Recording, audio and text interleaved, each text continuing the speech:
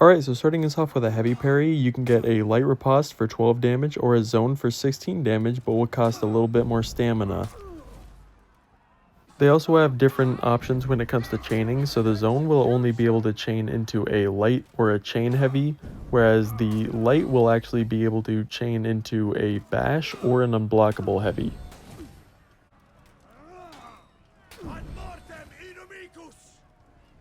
Off a guard break, you'll want to take a side heavy into a confirmed light for 26 damage. Top is blockable.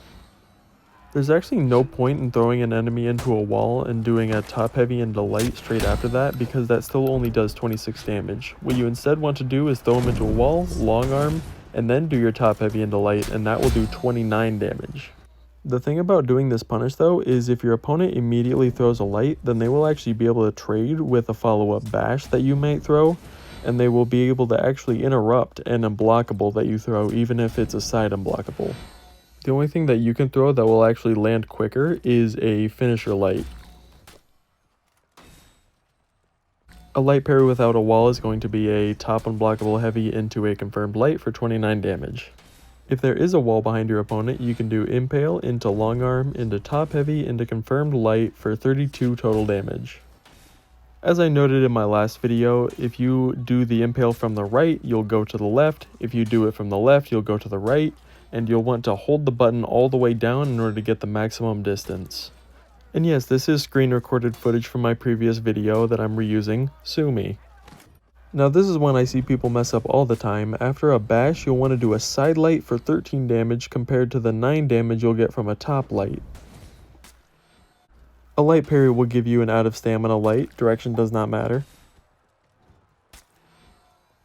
An out of stamina guard break will also give you an out of stamina light, direction doesn't matter here either. As far as getting the heavy off of a wall splat, the distance to the wall is definitely going to be a factor, and it's a lot easier to get the side heavy than the top heavy, and it's a lot easier to get the side heavy when you're already guarding in that direction. As far as I can tell, if you throw them forward and you're already guarding side, you'll always get the side heavy guaranteed. Guard breaking an out of stamina opponent allows you to throw them forward and then get a top heavy into top light for 65 damage. Throwing your opponent any other direction than forward will sometimes mess up your punish. Throwing them sideways will at least let you get your 2 top heavies, but throwing them backwards will only allow you to get 1. A finisher light will only be able to chain into bash, so what you could do is a top heavy into long arm and a top heavy into light. This will be able to chain into unblockable, bash, or light. Parrying out of stamina opponent will give you a delayed light into heavy into light for 52 damage.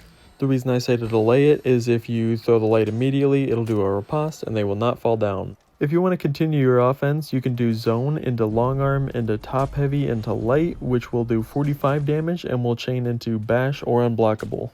But anyways, that's about it. See ya!